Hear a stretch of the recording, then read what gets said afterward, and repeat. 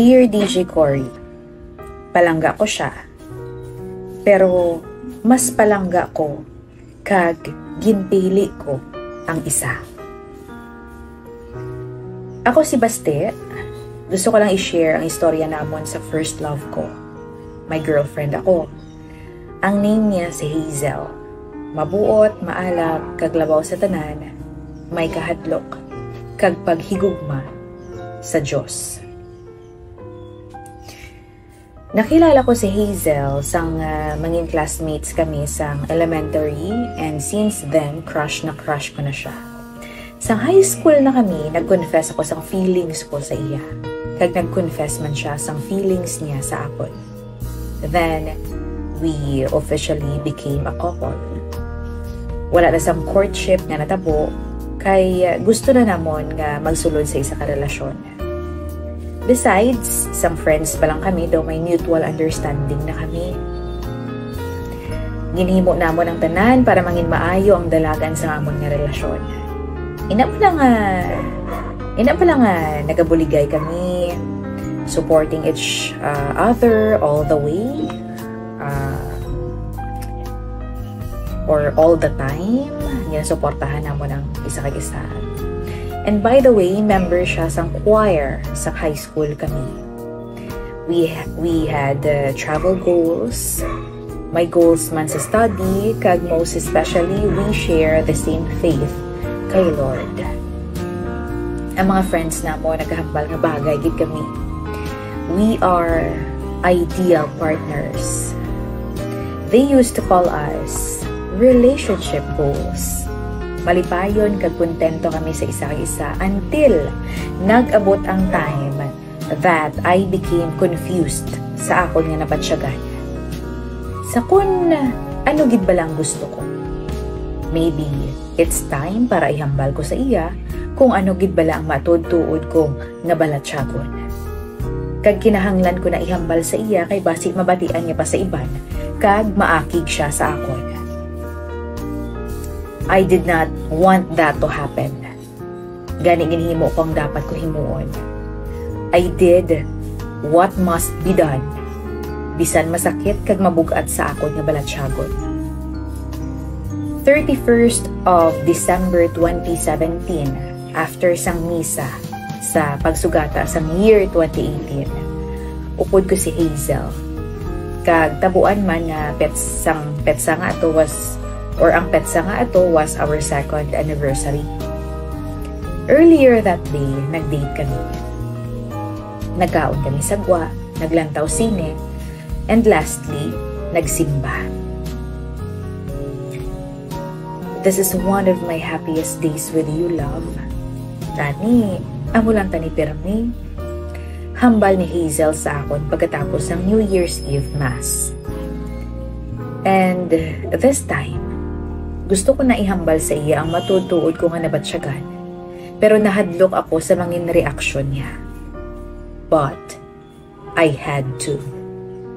Kinahanglan gid. Kay eventually, diri man gihapon makadto ang tanan. Gani, ginpabakod ko ang akon nga buot. Love, can we talk? Hambal ko. Well, we are talking. Sabat niya. Ginbutong ko siya pasulod sa Adoration Chapel sa simbahan, kag sakto man nga wala sang tao dito. Hambal ko sa iyang tanan kung ano ang ara sa pinsar kag balatsagon ko. Love, remember mo pa sang nag-meet kita diri sa Adoration Chapel? Hambal ko. Sabat niya, grade 8 pa kita sadto. Nakibot ko gani nga sakristan kagali kay hindi bala halata sa imo. Nagkadlaw siya samtang hinahambal niya ina. Well, kay may gusto dani ako nga ihambal sa imo.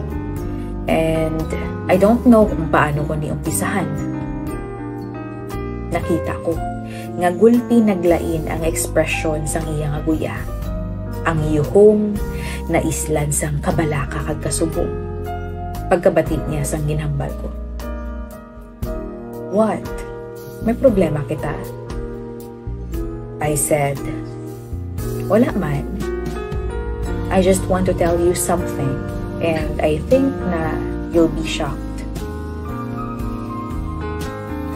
Hazel, I want to continue my calling and journey with the Lord. Gusto ko magpari.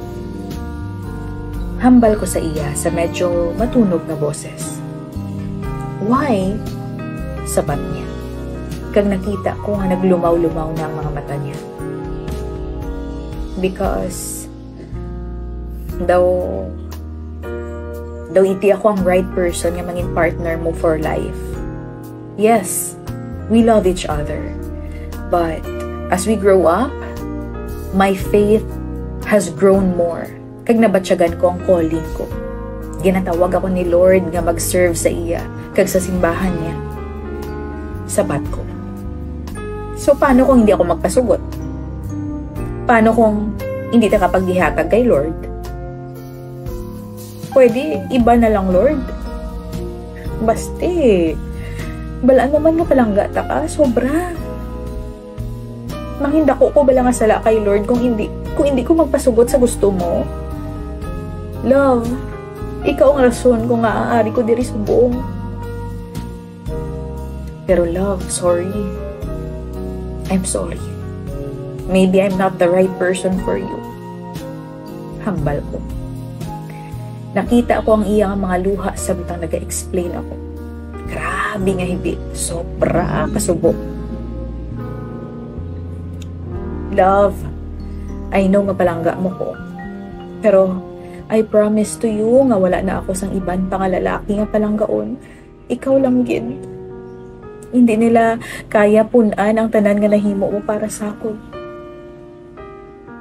Sang ginhambal niya to, ginhakos ko siya sang sobra kahugot.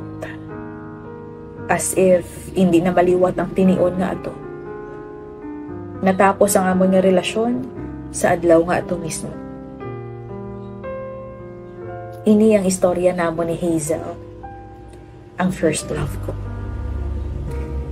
Palangga ko siya, pero mas palangga ko ang Diyos. Thank you, DJ Cory. Love, Baste.